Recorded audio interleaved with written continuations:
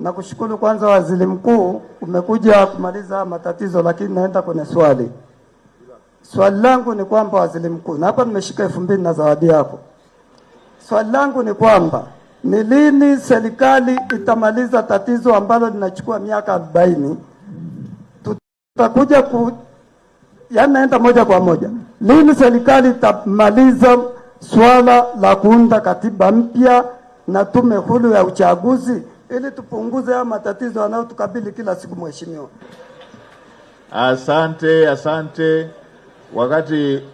Wakati unatembea ulikuwa unanesa nikawa na mashaka kama utakuja na swali la msingi. Umeleta swali la msingi sana. Na umesema ni lini?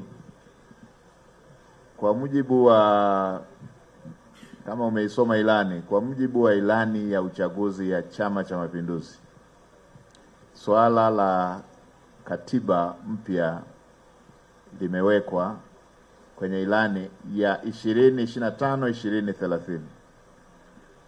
Lakini la pili, umeeleza mahususi kwamba ni lini.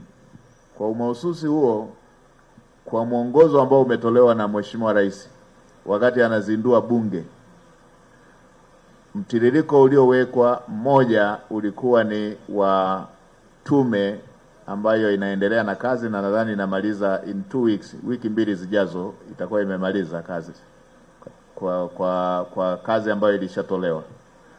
Na baada ya hapo Mheshimiwa Rais alitoa mwongozo wa tume ya maridhiano, kwa sababu uwezi ukaenda kwenye jambo kubwa kama hilo ulilolisemea mkiwa mko vipande.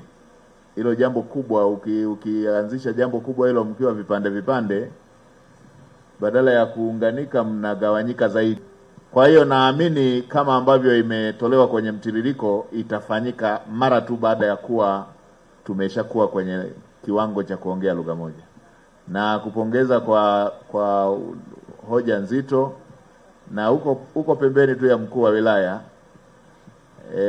uwe unaenda hata unamtembelea kuongea hayo mijadala mikubwa kama hiyo. Mijadala kama hiyo tunaikaribisha, na mimi nitakupa namba yangu ya simu. Hapo vipi? Haya, asante sana. Mwingine? Sasa uliniahidi zawadi, mbona uniletei? Asante Mheshimiwa Waziri Mkuu. Kwa majina. Haya, asante sana, nakushukuru. Tutapeana namba. Nakushukuru sana kwa zawadi. Mchukueni namba yake na mimi nitaongea naye bwana. Asante Mheshimiwa Waziri